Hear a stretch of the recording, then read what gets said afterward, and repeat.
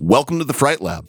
I'm Lucas Yoakum, and with us today is our fearless cat herder, Mr. Joseph Wren. Joe, do you remember any of the first horror movies you ever saw? I remember seeing Freddy Krueger in the theater. Which one? Exactly. Because I was too young to know. I cannot say for certain the first horror movie that I ever saw, but the one that stands out to me is The Silver Bullet, which is probably not as scary as I remember it being, but I'm going to say this sentence and you're going to have to go with it. Gary Busey. I mean, he's typically the scariest thing in any room, werewolf or not. A kid in a wheelchair. Mm-hmm, yeah. And a werewolf. That is all. Yeah, that's a rough scene. I actually do remember that movie. It's actually, it's one of those movies I rewatched not that long ago, and it's actually way better than I remember it. I can't say the same of some of the latter-day Howling films, but Silver Bullet, that's actually a remarkably good one. So, I've always kind of believed that you never really forget your first time, and I'll always remember that the first true horror movie I think I saw was this B-movie gem from Full Moon called Subspecies. I think I was maybe 11 or 12 years old. And it has set a pretty indelible mark on my life kind of ever since. I fell in love with that movie, and as you might have guessed, kind of the whole genre from that point forward. The impact it had on me was pretty much impossible to calculate. But like so many other things from childhood, Subspecies has sort of slipped away from me. I hadn't watched it in about 25 years until recently when I discovered that it was streaming on Tubi. I had to watch it to see if it still had that same magic. But this podcast isn't just one horror nerd's nostalgia show, right? Watching this movie with adult eyes was actually really revealing.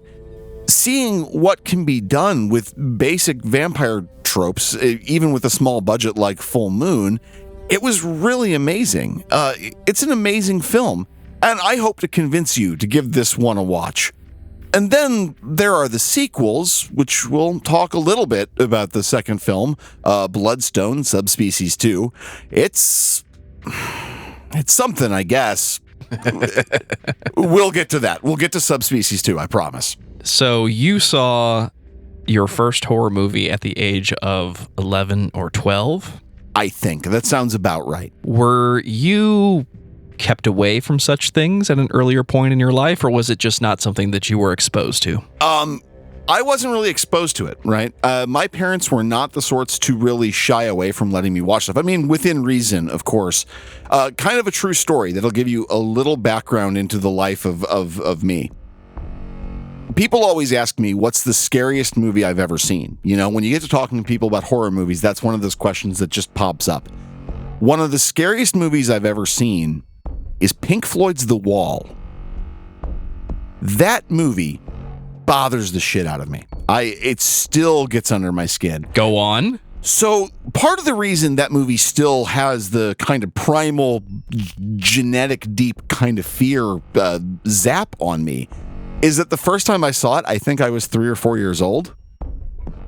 It was one of those, I'm sorry to start throwing people under the bus, only 2 episodes into my new show.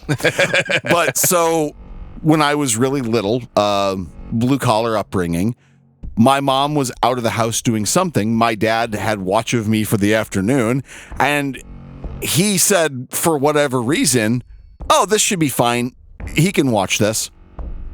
It did not go well, as one might imagine. Best thing is, many years ago, I'm going to say I was in my early 30s, I brought this up to my dad, and I was like, hey, do you remember that? And he was like, yeah, I do actually remember that. I said, what made you think that was an okay idea?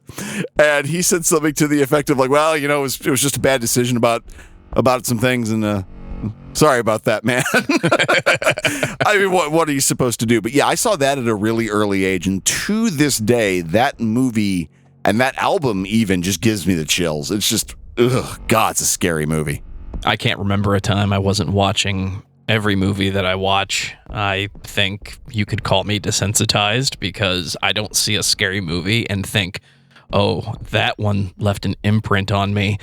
you think most of the time the scariest movie I've ever seen is the one I just watched by myself at 3 o'clock in the morning, and now I have to go to sleep, and I don't sleep well. For those that know me, you know what I'm saying. Yeah, I'm. The weird thing is, and this will become evident as the series goes on, it's really hard for a movie to get it under my skin. It's not easy. I roll with fiction a lot easier than I do with, say, documentaries or even video games. But at the same time, because I love the genre so much, I also will admit, like we talked about in our previous episode, a movie like Maniac, you just feel weird after you watch it. It's not an easy watch. It's a great film, but it's not an easy watch. And it's something I always kind of warn people, like, hey, my diet for horror movies is way different than most other people's. So if you're going to watch Maniac or Ms. 45, know what you're getting into, know what you're signing on for.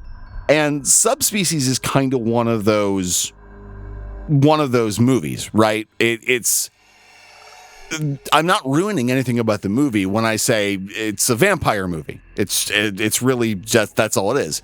So vampires, blood-sucking undead predators of the night, hunting and seducing their way through whatever living humans get through their vicinity. There are many types of vampires, as there are many types of subcultures and subcategories of storytelling. Some vampires, like Anne Rice's Louis and Lestat, are more deeply human and deeply romantic figures. Or maybe you're more of a hardcore traditionalist and prefer one of the one and only true Bram Stoker Dracula films.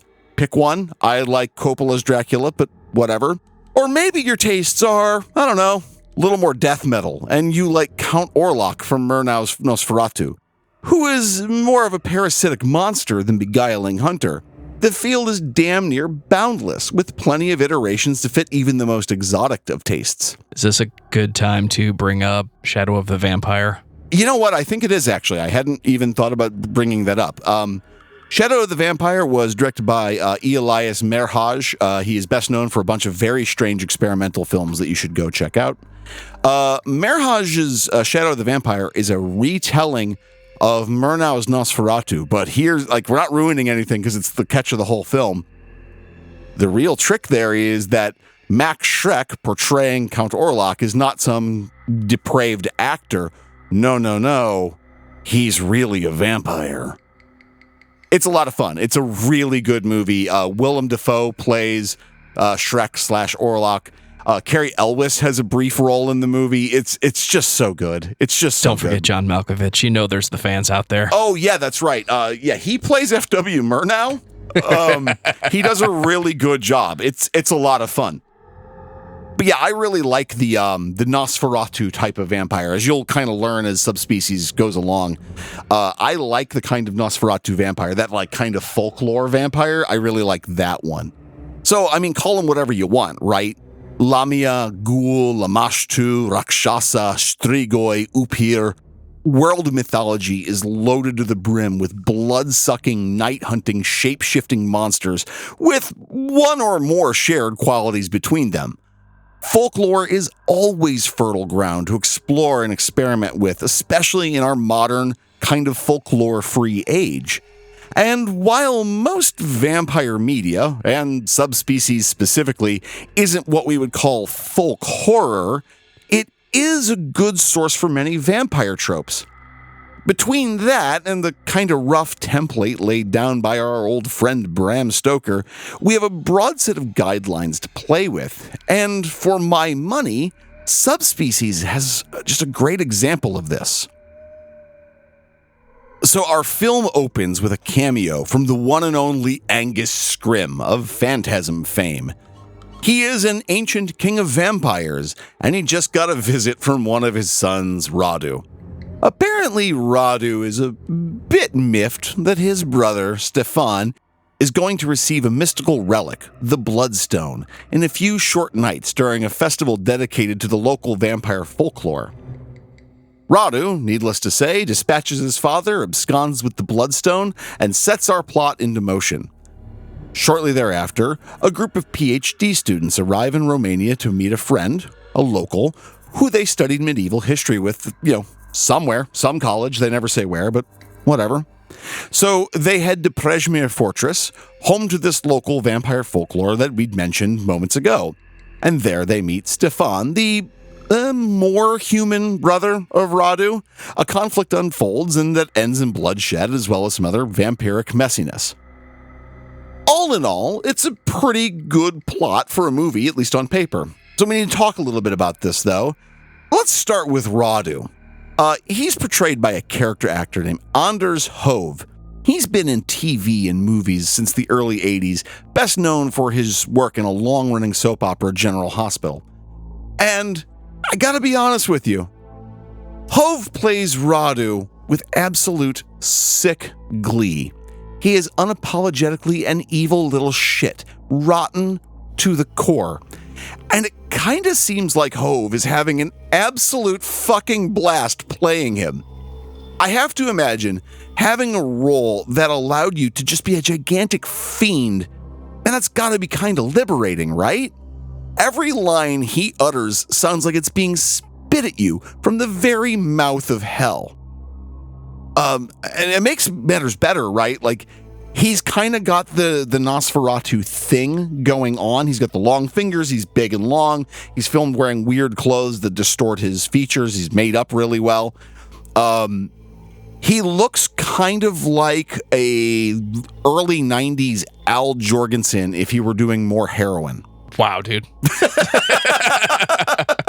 So, the makeup is pretty good. Yeah. For your early 90s vampire. The design that will always stand out to me as, yeah, that's a vampire, is the Lost Boys. And we had that as the template for, 15 years?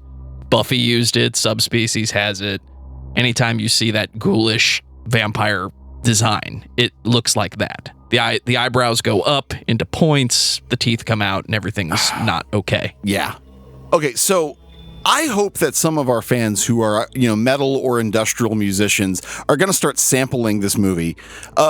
Joe, if you wouldn't mind, I would like to offer a reading of some of his finer moments from the first two movies. Sorry if these give you, any spoilers. That's what you get pretending you are human. I am taking the castle, and these three little beauties as my consorts. Tell me, Stefan, is there one you like more than the others? I'll make sure to treat her with special care. Drink with me, fledgling. Savor the taste of your sister's suffering. Fear not, pretty one. Soon your mortal feelings will cease to cause you pain. One of my personal favorites. Such a touching tableau. Your pain, little brother, makes me sick. And Joe, I've saved this especially spicy one just for you. If you would do us the honors of reading this. Okay. No, I probably shouldn't read it before I say it, because the natural reaction would be better, but too late. Give me the dagger, Michelle. It's a magical object, and you must never touch it. Give it to me, or I will desecrate your sister in ways that will haunt you forever. Wow. That is straight up a line from the second movie. It's... I can see what I'm missing out on now. Right, exactly. I'm leaving it in. It's funnier that I don't know what I'm saying. Oh yeah, do it. So, moving away from our utterly inspired casting decision there, let's talk about a couple other points. To start, Subspecies is the first American film to be directed in Romania. The countryside, the castles, the cemetery, it's all authentic, and it looks amazing. I strongly suspect that this film would not have had the same impact without it. It sort of reminds me of John Eric Dowdall's As Above, So Below, and how it used the Paris catacombs almost as another character. Sure, they could have filmed this movie elsewhere in Central Europe and made it look probably pretty good, but the setting just somehow makes it look more real. And then there's the score, performed by the Amman Folk Orchestra. The whole score it's really just interesting and matches the mood of the film perfectly. I recently discovered that the score is available for streaming online, and I'd be lying to you if I said I hadn't spent actually a lot of time listening to it. And as a final aside, I just want to talk about another character, Stefan, portrayed by Michael Watson. He's another actor known primarily for working in soap operas rather than in film. He's a perfect foil for Hove's Radu. He's trying to not be an absolute beast like his big brother. In a way, Watson's performance, it kind of presaged a lot of the more sympathetic monster tropes in vampire film, right? Also, I don't know if this was an intentional choice or not, but his hairstyle combined with his looks makes him a kind of sort of dead ringer for a young post-Bauhaus Peter Murphy to me. And maybe I'm just poisoned by all my years of music geekery, but go ahead, pause the episode, look him up, and tell me what you think. But there is an elephant in the room here. And that's Full Moon Features, the production house responsible for this movie. I am what you might call a hesitant fan of Full Moon. They had a big impact on my early love of horror as a genre. Movies like this, the original Waxwork, a handful of the early Puppet Master films, I love that stuff. But their latter-day output was responsible for like the Evil Bong series, The Ginger Dead Man, Corona Zombies, Femalien. Yeah, they seem to have a philosophy of blood, boobs, and blunts these days. There must be a market for them because they just keep putting them out, man, and I don't get it. And if you like that sort of thing, sincerely, no judgments here. I really think there's just no accounting for taste in most regards. But Full Moon has slipped in a lot of ways. That said, though, I think some of Full Moon's recent productions like Puppet Master, The Littlest Reich, are a lot of fun, provided you know what you're signing up for, right? At some point, I'm going to have to find a way to talk about schlock and how it's important to horror. Another episode. Anyway, I can understand why so many people will full-body groan whenever Full Moon comes up. But this is one of the rare cases where I will say that you should overlook that, just for this. But it takes more than a fun script and a handful of interesting actors to make me like a movie. Like I'd said earlier, this movie is very much a nostalgia trip for me. I think the movie holds up, in large part anyway, because of its adherence to an internal vampire fiction logic. Subspecies does a really brilliant job of sticking to the understood tropes of its subgenre. It blends in a fictitious but wholly believable local folklore into the story, and that's a hard trick to pull off. But with that cinematic suspension of disbelief, Subspecies just fucking works. In a strange way, the act of sticking to a known mythology with only a few innovations feels somehow original. For instance, the Bloodstone. Inside the internal mythos of the films, it's a Catholic relic, a crystal or glass item that, for whatever church-based reasonings, drips the blood of all of the saints. In the movie, it's said that for vampires like the now fully dead King or Stefan, it can sustain them and make sure they don't have to hunt humans for sustenance. But in the hands, or claws, of a vampire like Radu, it's more like a drug.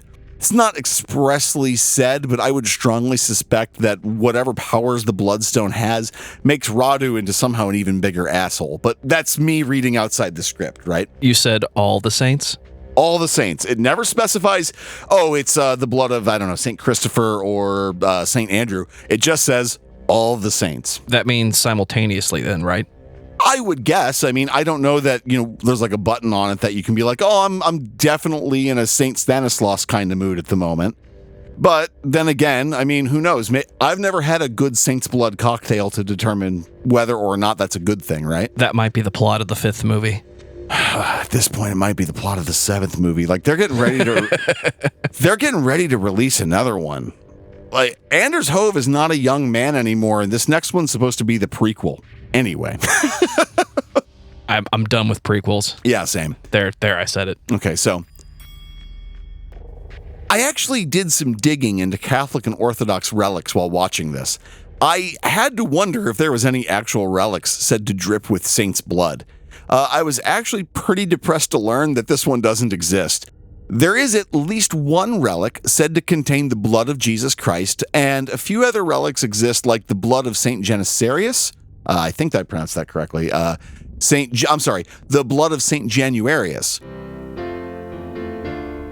Maybe it's hindsight, but I'm always surprised to learn that more vampire movies don't make use of these sorts of plot devices. A rock dripping holy blood. Come on, that's amazing. I think the latter-day impact of stuff like Anne Rice's vampire stories, or later on in the Twilight series, really set down a set of rules that popular vampire movies are struggling to escape. I think it takes media like True Blood or John Carpenter's Vampires to really break that mold, no matter how little the vampire fiction needle might actually need to move. So now, we unfortunately got to bring the tone down just a little and talk very briefly about the sequels to Subspecies. For our purposes, I'm going to focus on Bloodstone, Subspecies 2. Subspecies 2, Bloodstone. Man, this movie, it's a mess. This movie is a mess. Just, what was the director Ted Nicolau after? It's not a bad movie. It's no Evil Bong, but it feels like a lot of concepts were being tried without the budget to pull it off, or for that matter, the skill within the crew to make it happen. I won't say you shouldn't watch it. It has some silly, fun, goofy, ugly stuff in it. And again, Anders Hove plays this movie all the way up to 11, rasping his way through some of the most unpleasant lines of the era. And though the special effects are very dated, they are gruesome and pretty entertaining. I guess it just feels like the apple fell far from the tree on this one. Anyway, there are like 5 Subspecies films. Most of them are totally unnecessary, but if you've had maybe a few too many adult beverages one night, they could make for a fun time. I'm not a fandom type of guy at the end of the day. I have a lot of very nerdy interests, but on the whole, I stay out of fan communities. I guess I'm just kind of a chronic non-joiner in many regards. But the horror movie fandom is one of the rare places where I feel I can always find a sort of comfort, right? I tend to compare horror fandom to like metalheads. Sure, there are going to be purist snobs in every field. But metalheads are so enthusiastic and are typically pretty willing to hear something new and different. I have found that if you can suggest some new band to a metalhead, even if they're not really appreciative of the band, they tend to be at least appreciative of hearing about it. And, of course, we'd be, off course if we didn't mention the pre-existing intense crossover between horror fans and metalheads. It's a real peanut butter and jelly combo, right? So, Joe, you're the guy with the metal podcast. What do you think about that? Much like all heavy music, there are different subgenres of horror that diehard fans and non-diehard fans will spend a lot of time talking about. At the end of the day, it's supposed to be about the music and the feeling and how intense it is, but much like horror, there are some movies that go deep into the philosophy and the feelings of why this is scary, why this is evil. It doesn't have to be religion. It doesn't have to be folklore. But this is one of those examples of if you're expecting Dracula, you're going to get it. And that happens in metal also. By the way, discography discussion can be found at discussmetal.com. Am I allowed to talk about that here? Dude, I'm going to let you plug the shit out of your show. Appreciate that. Of course. And that's kind of one of those things, right? As a guy who's admittedly a fan of this incredibly silly movie, there is a big part of me that thinks that by sticking to its own kind of internalized mythos, it follows a logic that no matter how silly it is, again, it's a rock that drips saint blood. It's a very silly concept, but it works. And it's a lot of fun. And in doing things in a very particular way, and by following its own rules and following, in large part, the rules of the genre, it actually becomes an original thing, right?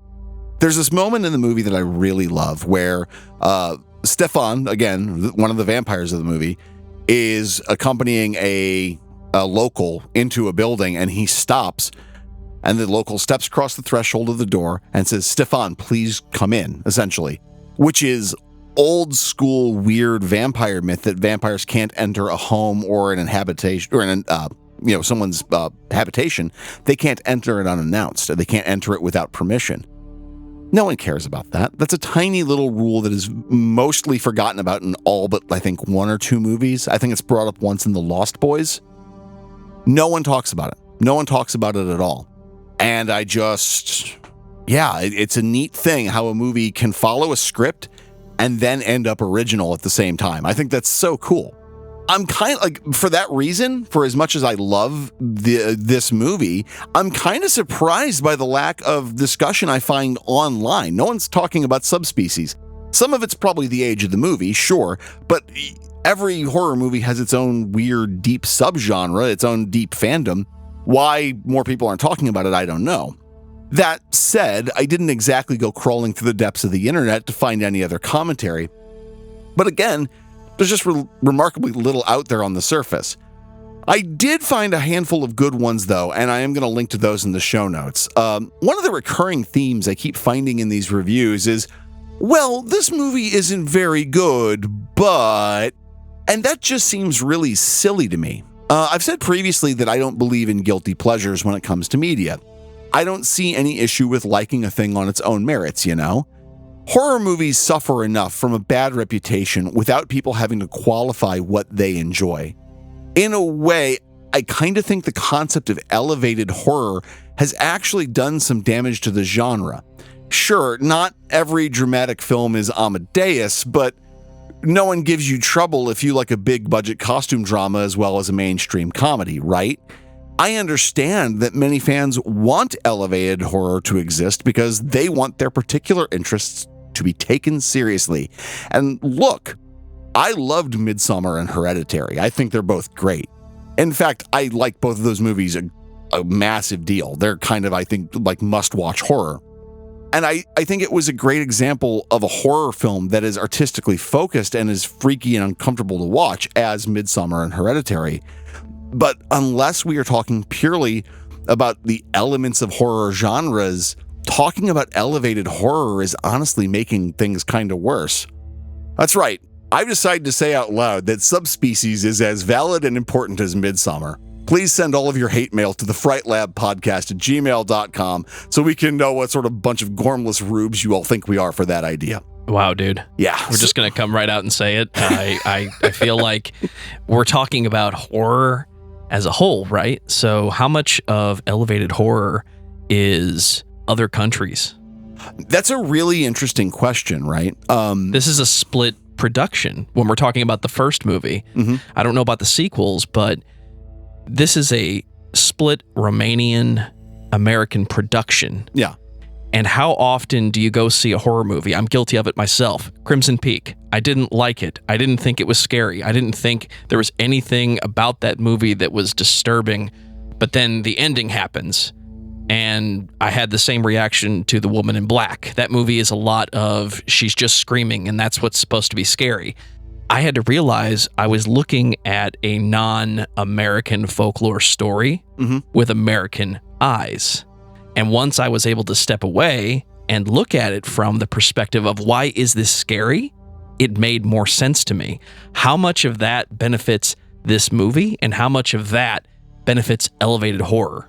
That is a really, really good question. And it's something we're going to have to talk about in later episodes, I think. A really good example of that, 2 movies I watched in the last couple of years that, man, they're just so good. One is a German film called Hagazusa, which, if memory serves me correctly, means something like The Witch's Curse. It's set in medieval Germany. The entire script is performed in Old High German.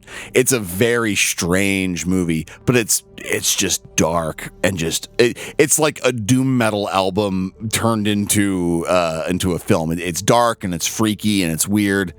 And how much of it is German folklore being put on screen, which, I mean, German folklore is already a little weird to begin with by American eyes, but seeing it live, but also seeing it done beautifully. It is a gorgeous film. It looks amazing. What was the other one? I believe it was a Thai film called The Medium, which is currently on Shudder. Oh, that's really good. Oh, it's really good, but not, I think part of the freakiness for me for the first like 20 or 30 minutes of that movie was recognizing that I don't know enough about Thai mythology or Thai folklore to talk about it at any real length. So movies like that, again, how much does a movie like Subspecies benefit from it being in part a Romanian film? I don't know. Short answer is I don't know. And I think there are probably way better educated people who could talk to me. I want them to email us, which, again, we'll give you the email address at the end of the show. I would like to hear from people who have that experience and can maybe talk to us about that. So if you're a film director or a folklorist or whatever, give us a shout. We want to hear about this stuff. And this is, I think, fertile ground for us to jump off of. But, I've kind of gotten off subject here, right? Yeah, sorry about that. No, that's fine. That's fine. What's my point? What the hell am I rambling about here, right? So to my point, Subspecies is, in my opinion, the last vampire movie to really just tell a vampire story. There are enough novel plot elements at play at any point to make it a different movie than any other vampire films around it, both in terms of genre and in terms of the time period it was made. The film is definitely low budget, and it can't compete with something like The Lost Boys, but it has something very special. It has character, maybe in a way that a cantankerous old house cat has character, but you can't ignore that there is something deeply lovable about it. And like I said at the beginning of the episode, even after all these years, I think Subspecies is still worth your attention. Consider this. The original Subspecies came out in 1991, and there is a prequel to Subspecies subtitled Blood Rise, which is currently in pre-production as of this year. And Anders Hove is still going to be playing Radu. That's 31 years, an impressive lifespan for a film series. People still love Michael Myers and Freddy Krueger after all these years, so why not poor old Radu, right? And am I going to spend my hard-earned money to watch Subspecies Blood Rise? Fuck no! Honestly, these movies did not get any better with each iteration, And in so many cases, original concepts have something of a radioactive half-life. Rarely, if ever, does a sequel ever hold a candle to the original, like, look, I love Hellbound Hellraiser 2. It's not as good as the original, obviously, but it has some really amazing elements to it. Some unique, good scares, and the visuals are just trippy. But after that, there's a pretty sharp decline in the quality of the Hellraiser films. Apparently, there's a reboot coming this way, which I may or may not watch. I'm pretty excited by the upfront news about it. But these latter-day bearers of the Bloodstone just can't take away my affection of the first one, right? Give the sequels of Hellraiser a little bit of credit, Lucas. There were some peaks amidst all those valleys. Okay, yeah, sure, I will grant. There's a couple of the latter-day sequels that are at least interesting.